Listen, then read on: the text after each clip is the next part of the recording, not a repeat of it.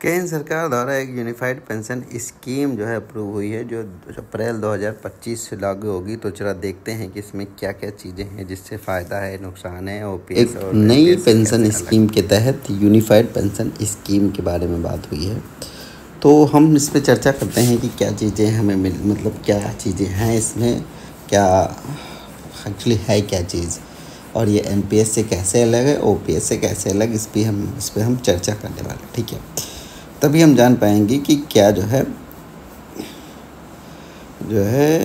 क्या मैटर है। चलिए देखते हैं, कोशिश करते हैं समझने की हम लोग।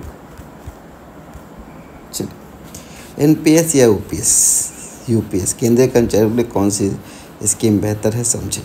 सरकार की कैबिनेट ने राष्ट्रीय पेंशन प्रणाली एनपीएस के तहत सेवा में शामिल होने वाले 23 लाख सरकारी कर्मचारियों के लिए सुनिश्चित रूप से वेतन का 50% पेंशन देने की मंजूरी दे दी है। ठीक है, केंद्रीय कर्मचारियों को मोदी सरकार ने अपने तीसरे कार्यकाल में पहला बड़ा तोहफा दिया है। दरअसल मोदी सरकार की कैबिनेट ने राष्ट्रीय पेंशन प्रणाली के तहत सेवा में शामिल होने वाले 23 लाख सरकारी कर्मचारियों के लिए सुनिश्चित रूप से वेतन का 50% पेंशन के रूप में देने की मंजूरी दे दी है। इसे एकीकृत पेंशन योजना या यूपीएस के तौर पर पहचान मिली है। अब केंद्रीय कर्मचारियों के मन में कई तरह के सवाल हैं, आइए उन सवालों को सिलसिलेवार जवाब देते हैं।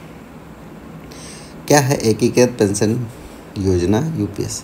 इस योजना के तहत सरकारी कर्मचारी अब रिटायरमेंट से पहले अंतिम 12 महीनों से मिले औसत मूल वेतन का 50% पेंशन के रूप में पाने के हकदार होंगे। पेंशन के रूप में वेतन का 50% पाने के लिए न्यूनतम सेवा अवधि 25 वर्ष होनी चाहिए। हालांकि न्यूनतम 10 साल तक की सेवा अवधि के लिए आनुपातिक रूप से पेंशन दी जाएगी।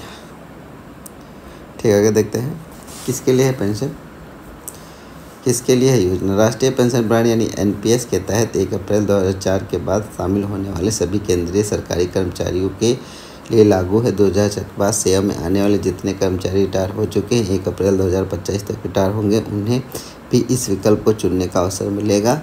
यह पेंशन योजना एनपीएस से पहले के कर्मचारियों के लिए लागू परिभाषित लाभ के बजाय योगदान के आधार पर लाभ देती है, मतलब ठीक है।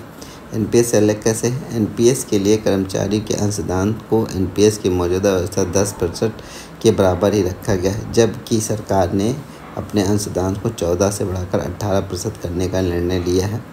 इसके तहत महंगाई राहत डीए उसी दर से मिलेगा जिस पर महंगाई भत्ता मिलता है। इस प्रकार से पुरानी पेंशन योजना के तहत मिलने वाली पेंशन के अनुपात में कुल वेतन की आधी पेंशन यूपीएस में मिला करेगी।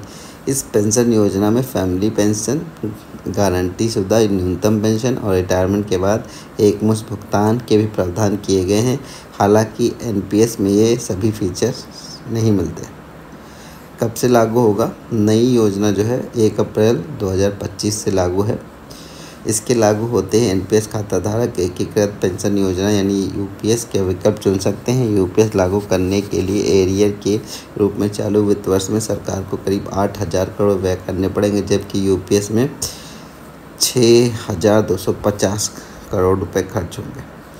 फैमिली पेंशन क्या है? इसी तरह से अगर किसी पेंशनभोगी की मौत होती है तो उसके परिवार को मृत्यु के वक्त मृतक को मिलने वाली पेंशन का 60% परिवार को मिलेगा। इस पर डीए भी 60% दिया जाए। अगर न्यूनतम 10 साल की नौकरी बाद कोई नौकरी छोड़ता है तो कम से कम 10,000 रुपये पेंशन मिलेगी। अधिक नौकरी करने वाले उसके अनुपात में अधिक पेंशन मिलेगी। चलिए, ग्रेजुएटी क्या है? यूपीएस के तहत रिटायरमेंट पर ग्रेजुएटी की राशि के अलावा एक मुश्त राशि से अलग मिलेगी। यह राशि सेवा काल में हर 6 महीने की सेवा के बदले 1 माह के मासिक वेतन डीए का 10वां हिस्सा जुड़कर रिटायरमेंट पर मिलेगा। ठीक है, तो ये चीज़ें हुई हैं। ठीक है, अब आप समझ गए होंगे एक्चुअली क्या है। अगर हम भी ठीक है, तो मिनिमम 10,000, अगर मिनिमम 10 वर्ष की सर्विस हुई तो 10,000 मंथली मिलेगा कम से कम। काफ़ी चीज़ें हैं, अभी तो खैर आई है, चर्चा होगी, अब एक्सपर्ट लोग अपनी राय देंगे। तो कुछ चीज़ें जैसे 25 साल हुए तभी मिलेगी, तो ये 25 साल वाला मामला थोड़ा सा है गड़बड़, मुझे जो समझ में आता है व्यक्तिगत तौर पे। ठीक है, क्योंकि बहुत लोग होंगे जिनको लेट नौकरी मिलती है, ठीक है, और जल्दी रिटायर हो जाते हैं, तो ये सारी चीज़ें हैं, थोड़ा सा इस पे भी ध्यान देगा। चलिए खैर, एक्सपर्ट लोग